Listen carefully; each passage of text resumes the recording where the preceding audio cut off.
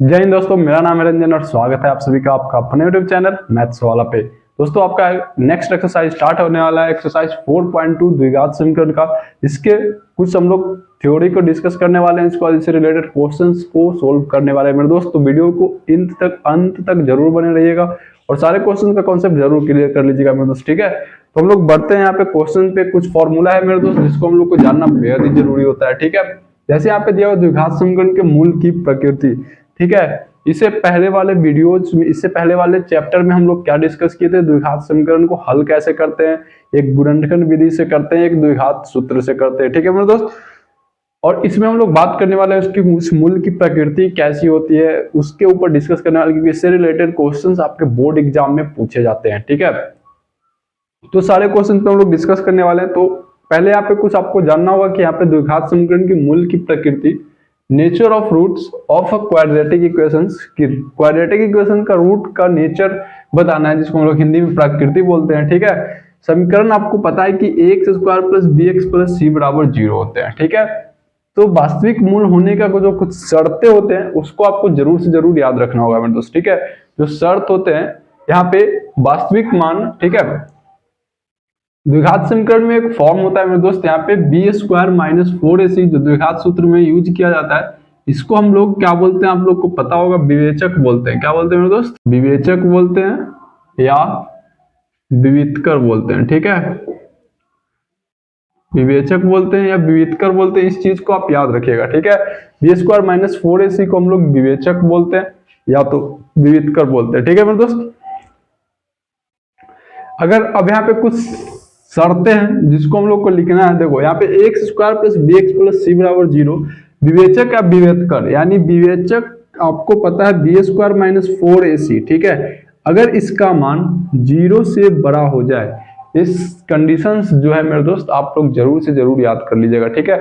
इस पे हम लोग क्वेश्चंस को भी डिस्कस करेंगे, लेकिन अभी जो फॉर्मूला आपको लिखा रहे हैं जरूर से जरूर नोट कर लीजिएगा और सारे फॉर्मूला का डिस्कस जरूर कर लीजिएगा, बार बार रिपीट कीजिएगा, ठीक है। यहाँ पे बी स्क्वायर माइनस 4ac यहाँ पे दिया हुआ है कि विवेचक या विवेतकर का मान अगर 0 से बड़ा हो जाए, ठीक है, तो मूल की प्रकृति जो होती है मेरे दोस्त, मूल की प्रकृति जो होती है वो वास्तविक और असमान होती है, ठीक है। क्या होती है? वास्तविक और असमान। इस चीज को जरूर से जरूर याद कर लीजिएगा। जब भी ऐसा क्वेश्चन आपको दे दिया जाए कि बी स्क्वायर माइनस 4ac, अगर हम लोग यहाँ पे विवेचक या विवितकर बोलते हैं, जिसको डाइवर्जेंट बोलते हैं, हम लोग डी से डिनोट करते हैं, ठीक है।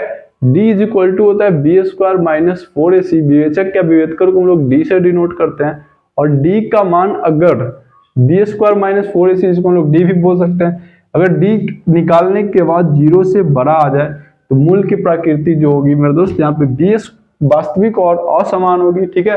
क्या होगी मेरे दोस्त? वास्तविक और असमान, ठीक है मेरे दोस्त।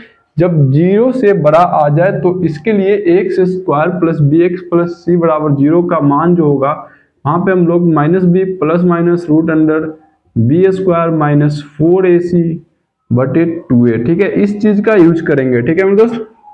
जब भी डी निकालने के बाद डी का मान 0 से बड़ा आ जाए तो मूल वास्तविक और असमान होगा, इस बात को जरूर से जरूर ध्यान में रखिएगा।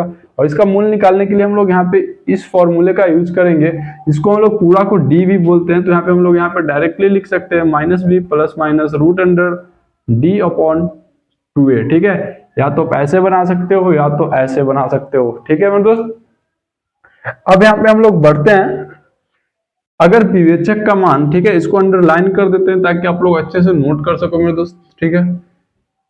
अगर विवेचक का मान बी स्क्वायर माइनस 4ac का इक्वल आ जाए, ठीक है मेरे दोस्त, क्या आ जाए? बराबर हो जाए, यानी बी स्क्वायर माइनस 4ac 0 के बराबर हो जाए, ठीक है मेरे दोस्त। इस बात को ध्यान रखना है, बी स्क्वायर माइनस 4ac की इस कंडीशन में, अगर इस कंडीशन में बी स्क्वायर माइनस 4ac निकालने के बाद 0 के बराबर हो जाते हैं तो मूल की प्रकृति जो होती है उस चीज को आप जरूर से जरूर याद रख लीजिएगा, वास्तविक और समान होती है। क्या होती है मेरे दोस्त? वास्तविक और समान होती है, ठीक है। यानी मूल की प्रकृति जरूर आप याद कर लीजिए कि जब भी बी स्क्वायर माइनस 4ac बराबर 0, हो जाए तो मूल की प्रकृति वास्तविक और समान होती है। और जब वास्तविक और समान होती है तो मूल का मान निकालने के लिए सिंपल फॉर्मूला था -b/2a और -b/2a। ठीक है, इस फॉर्मूले को जरूर याद रखिएगा। और ये फॉर्मूला कब आपका यूज होगा, जब मूल की प्रकृति वास्तविक और समान हो जाती है तब। ठीक है मेरे दोस्त, बढ़ते हम लोग नेक्स्ट कंडीशन। ठीक है, अगला शर्त क्या होता है जिसपे हम लोग बात करने वाले हैं। अगर b² - 4ac छोटा हो जाए किससे, 0 से, b² - 4ac आपका छोटा हो जाए 0 से, तो मूल की जो प्रकृति होती है वो वास्तविक नहीं होती है। क्या होती है मेरे दोस्त, वास्तविक नहीं है, नहीं होगा। ठीक है मेरे दोस्त, मूल की प्रकृति जो होती है वो वास्तविक नहीं होती है। ठीक है, तो इसका जो मूल का मान होगा उसका क्या होगा मेरे दोस्त, वास्तविक मान नहीं होगा। यानी वास्तविक मतलब रियल नंबर नहीं होगा। ठीक है मेरे दोस्त, वास्तविक मान नहीं होगा। पॉइंट आप लोग को अच्छी तरह समझ में आ गया होगा मेरे दोस्त कि जब भी ये कुछ शर्त हैं जो आपको याद करना बेहद ही जरूरी है।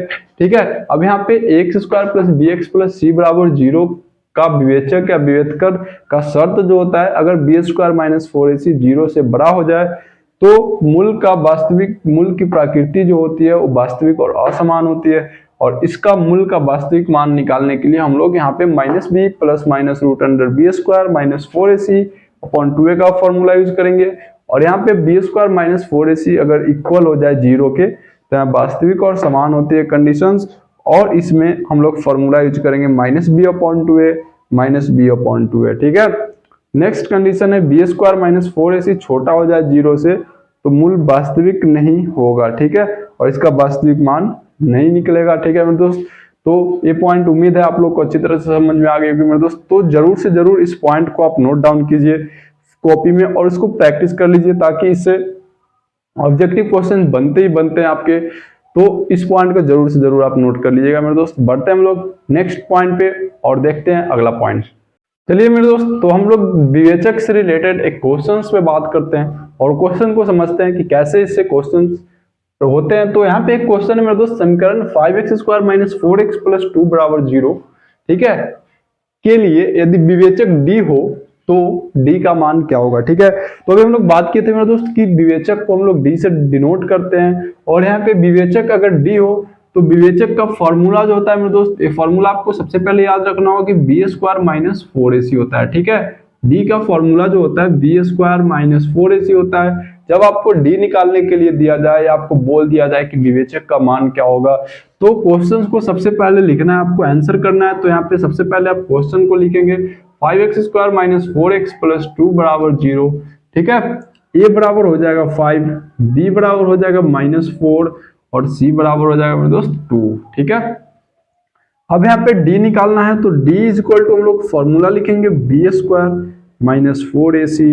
ठीक है, अब यहाँ पे d = b² - 4ac आपका एक फॉर्मूला है और b का मान जो है यहाँ पे -4 का स्क्वायर -4, a का मान 5, c का मान हो जाएगा 2। ठीक है मेरे दोस्त, यहाँ पे 4 का स्क्वायर हो जाएगा 16, 4 × 5 = 20, 20 दूना क्या हो जाएगा मेरे दोस्त 40, और 16 में से 40 गया तो माइनस आपका रिजल्ट बचा -24।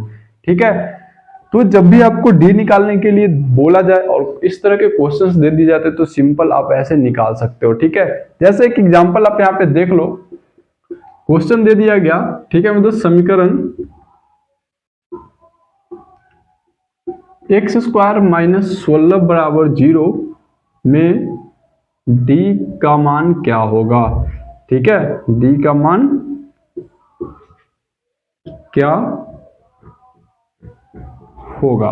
ठीक है मेरे दोस्त, तो ऐसे क्वेश्चन अगर आपको दे दिए जाते हैं तो सिंपल क्या करना है, समीकरण को लिखना है यहाँ पे x² - 16 = 0, a का मान यहाँ से 1, x का फॉर्म नहीं है तो b का मान 0 हो जाएगा और c का मान हो जाएगा -16। ठीक है, अब d बराबर आप यहाँ पे लिखोगे b² - 4ac। ठीक है मेरे दोस्त, अब b का मान क्या है 0, 4, a का मान क्या है मेरे दोस्त 1 और c का मान क्या है -16। माइनस माइनस प्लस हो जाएगा यानी +64, ये आपका डाइवर्जेंट निकल गया मेरे दोस्त। तो इस तरह से क्वेश्चन अगर डी निकालने के लिए आपको दिए जाते हैं तो सिंपल मेथड से आप सोल्व कर सकते हो, ठीक है। तो चलिए मेरे दोस्त हम लोग बढ़ते हैं क्वेश्चंस के ऊपर और इसको देखते हैं कि क्या कह रहा है, ठीक है। यहाँ पे मूल निकालकर मूल की प्रकृति बताएं, ऐसा कहा जा रहा है क्वेश्चन में, और यहाँ पे आपको दे दिया गया है 4x² + 4x + 1 = 0, ठीक है। तो मूल की प्रकृति बताने के लिए सबसे पहले आपको विवेचक का मान निकालना होगा मेरे दोस्त। विवेचक को डी से डिनोट करते हैं, डी का फॉर्मूला होता है b² - 4ac, और b का मान जो है यहाँ पे आपको a का मान 4 है, b का मान भी 4 है, और c का जो मान है मेरे दोस्त 1 है, ठीक है। और b² यानी 4 का स्क्वायर करेंगे यहाँ पे 4, a का मान जो है 4 है और c का मान जो है 1 है, ठीक है मेरे दोस्त। यहाँ पे 4 का स्क्वायर क्या हो जाएगा 16, 4 का स्क्वायर क्या हो जाएगा मेरे दोस्त 16, ठीक है। तो 16 - 16 आपका रिजल्ट बचेगा 0, ये 0 का इक्वल है, तो मूल की जो प्रकृति होगी मेरे दोस्त, जो मूल का नेचर होगा वो वास्तविक और समान होगा, ठीक है। मूल का जो प्रकृति होगा मेरे दोस्त तो वास्तविक और समान होंगे, ठीक है। तो ऐसे क्वेश्चंस आपके इस एक्सरसाइज में पढ़ने हैं 4.2 में, ठीक है। तो अभी तक हम लोग जो मूल के प्रकृति से मूल के कुछ शर्तें होने के मतलब मूल होने के शर्त के लिए हम लोग जो क्वेश्चंस देखे, कुछ एग्जाम्पल और कुछ जो फॉर्मूला देखे, उस सब सारे के सारे क्वेश्चंस को आप जरूर से जरूर प्रैक्टिस कर लीजिएगा घर बैठे, ठीक है मेरे दोस्त। और हम लोग नेक्स्ट वीडियो में मिलते हैं एक्सरसाइज 4.2 के साथ, ढेर सारे क्वेश्चंस के साथ। तो आज का क्लास आपका यहीं पे खत्म होता है, मिलते हैं नेक्स्ट वीडियो में। जय हिंद, नमस्कार।